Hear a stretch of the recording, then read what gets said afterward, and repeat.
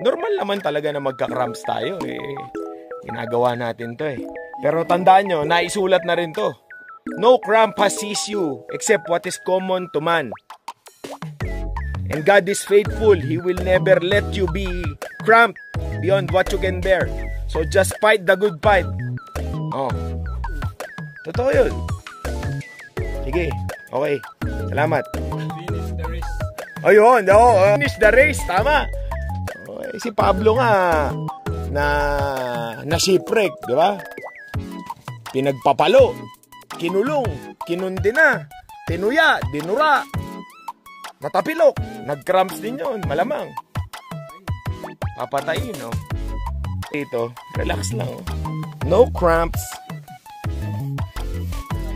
Kamusta ka naman? Ano masasabi mo? Konti na lang, magkaka-cramps na ako. Konti na lang, pero wala pa doon. Yan.